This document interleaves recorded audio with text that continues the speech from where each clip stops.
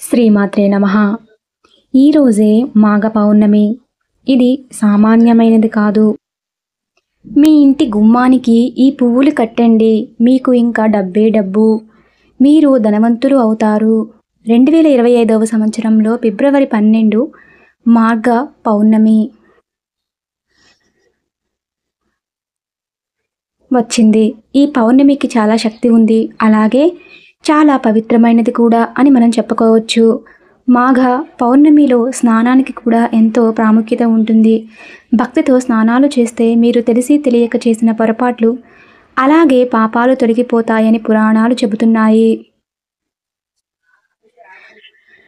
ఈ మాఘ మాసంలోని నది స్నానం చేయడం కుదరని వాళ్ళు మీ దగ్గరలో ఉన్న చెరువులో కానీ బావిలో కానీ ఆ నీటితో స్నానం చేసినా సరిపోతుంది.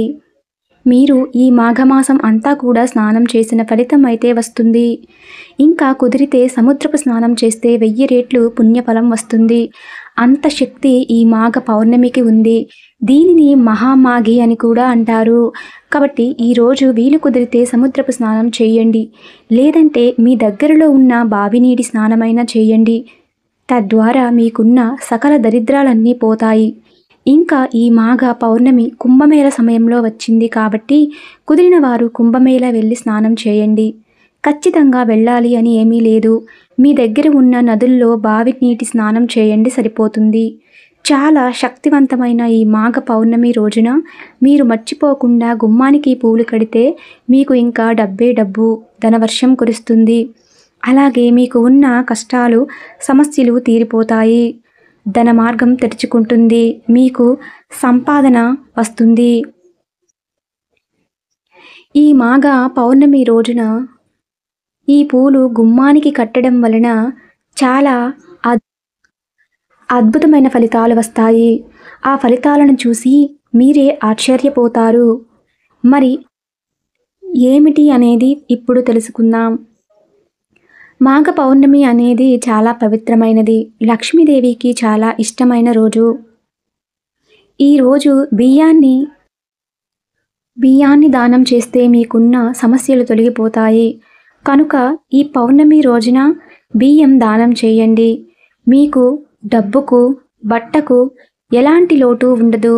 మీ ఇంటి దగ్గర ఉన్న పేదవారికి ఉంటారు కదా, వాళ్ళకి ఇస్తే చాలా పుణ్యం వస్తుంది. మీ స్తోమతను బట్టి, మీ శక్తిని బట్టి 1-2 కేజీలు బియ్యాన్ని దానంగా ఇవ్వండి.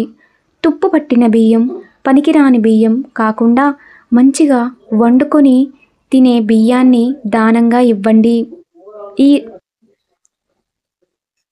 ఈ రోజున బియ్యం ఇవ్వడం వలన మీ ఆర్థిక సమస్యలు అన్నీ తొలగిపోతాయి.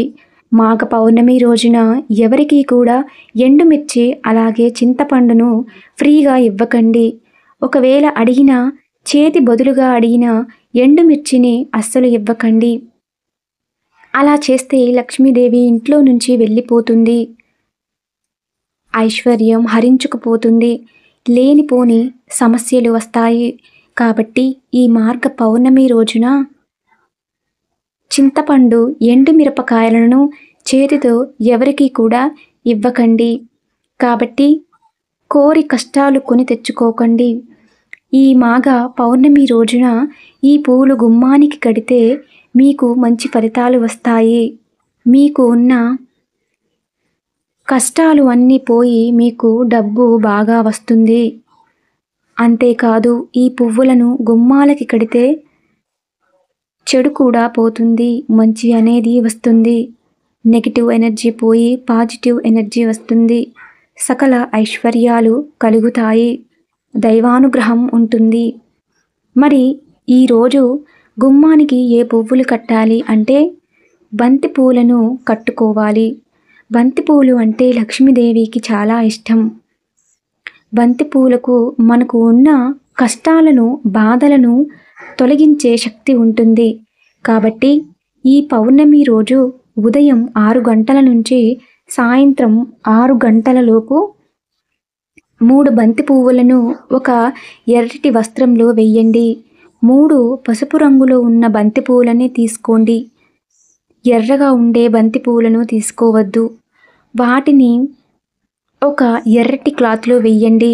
ఇలా బంతి పూలు వేసిన తరువాత ఈ పూల మీద ఒక స్పూన్‌ని పసుపుని చల్లండి. అలా పసుపు చల్లడం వలన ఆ బంతి పువ్వులకు మరికొన్ని శక్తులు వస్తాయి.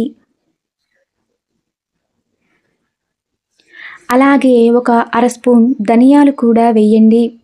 ధనియాలకు కూడా చాలా శక్తి ఉంటుంది అని పరిహార శాస్త్రంలో ధనియాలకు ఎంతో ప్రాధాన్యత ఉంటుంది. కాబట్టి ధనియాలను కూడా వెయ్యండి. ఆ పైన పచ్చ కర్పూరం కూడా వెయ్యండి. మీ దగ్గర పచ్చ కర్పూరం లేకపోతే మామూలు కర్పూరమైనా వేసుకోవచ్చు. కర్పూరం చాలా పవిత్రమైనది. కర్పూరంతో ఏ పని చేసినా 100కు 100% ఫలితాలు వస్తాయి. వీటన్నింటినీ వేసిన తరువాత మూట కట్టండి. ఈ మూటను తీసుకెళ్ళి మీ ఇంటి సింహద్వార పైన కట్టండి. అలా కట్టడం వలన మీ ఇంట్లోకి నెగెటివ్ ఎనర్జీ రాకుండా ఉంటుంది.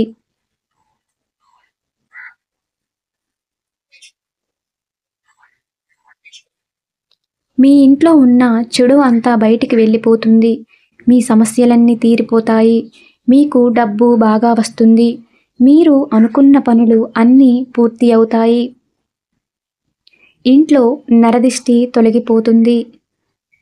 కాబట్టి అందరూ కూడా ఈ మాఘ పౌర్ణమి రోజున ఈ పరిహారాన్ని చెయ్యండి.